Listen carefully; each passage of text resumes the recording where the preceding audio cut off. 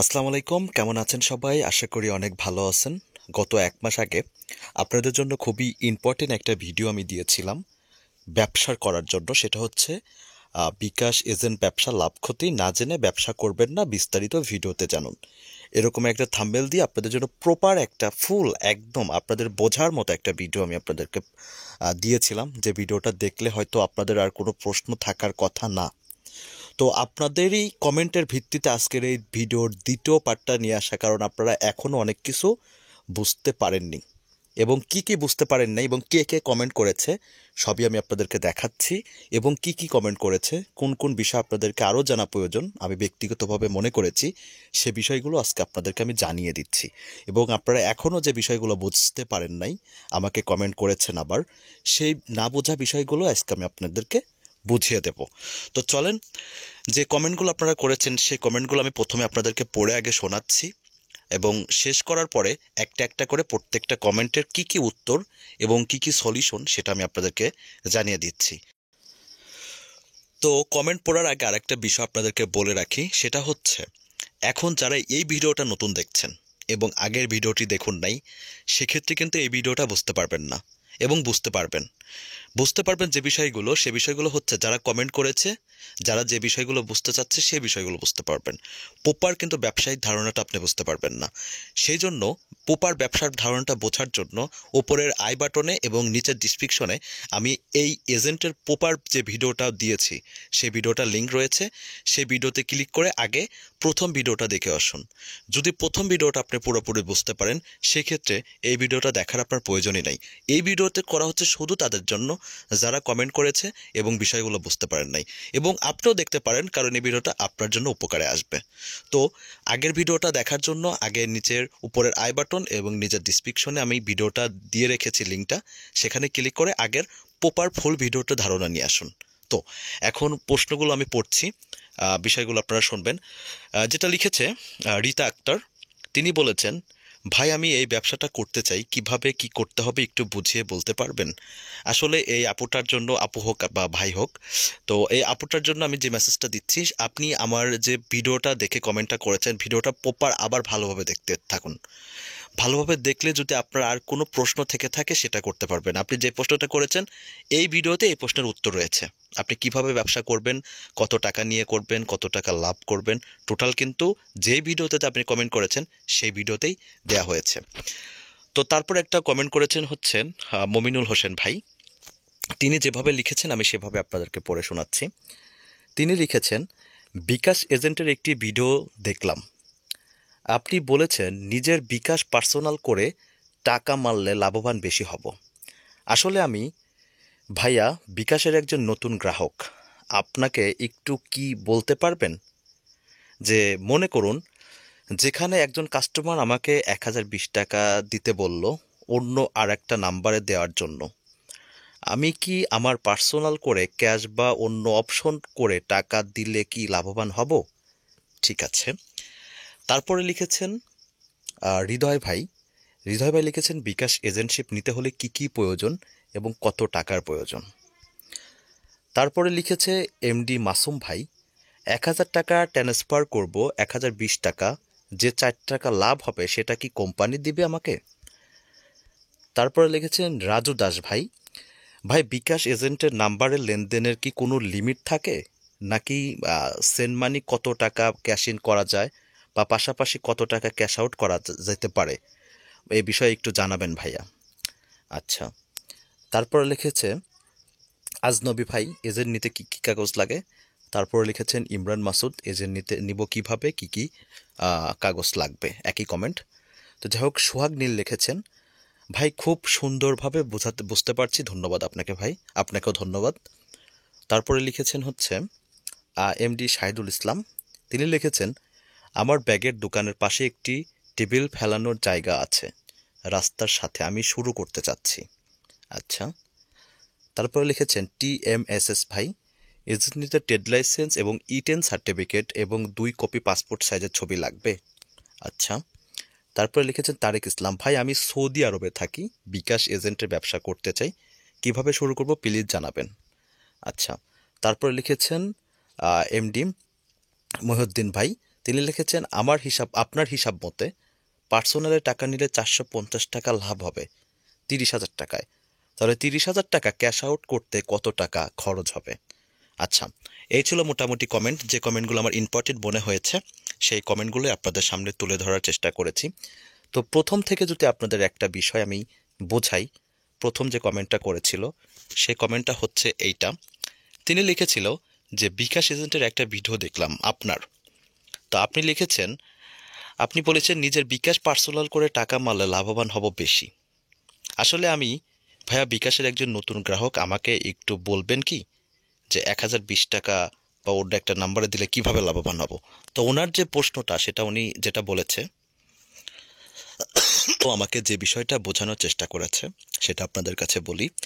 সেটা হচ্ছে উনি মূলত বোঝানোর চেষ্টা করেছে, আমি যদি একটা নাম্বারে, উনি ধরেন একটা দোকানদার, উনি বলেছে আমি যদি একটা নাম্বারে 1020 টাকা পাঠাই তাহলে আমার কেমন লাভ হবে।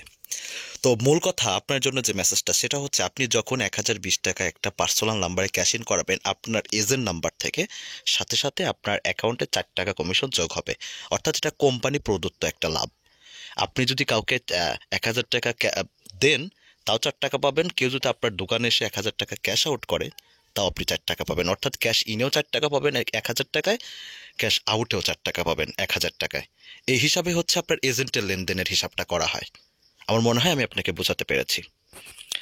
তারপর যে ভাইটি লিখেছেন যে বিকাশ এজেন্ট নিতে হলে কি কি প্রয়োজন বা কত টাকার প্রয়োজন। তো মূলত বিকাশ এজেন্টের জন্য কোনো টাকা প্রয়োজন হয় না। এটা হচ্ছে আপনার নিজস্ব মূলধনের প্রয়োজন হয়, যে আপনি কত টাকা নিয়ে ব্যবসাটা শুরু করবেন এটার উপর ভিত্তি করে। আর বিকাশ এজেন্ট নিতে হলে কী কী প্রয়োজনীয় কাগজপত্র লাগে সে বিষয়টা আমি আপনাদেরকে বলে দেই। প্রথমত হচ্ছে আপনার লাগবে 2 কপি পাসপোর্ট সাইজের ছবি, আপনার ব্যবসায়িক একটা ট্রেড লাইসেন্স লাগবে, এবং আপনার একটা ইটেন সার্টিফিকেট লাগবে। অবশ্যই আপনার একটা ইটেন সার্টিফিকেট এবং ব্যবসার ট্রেড লাইসেন্স মাস্ক লাগবে, এবং আপনার ভোটার আইডি কার্ডের ফটোকপি।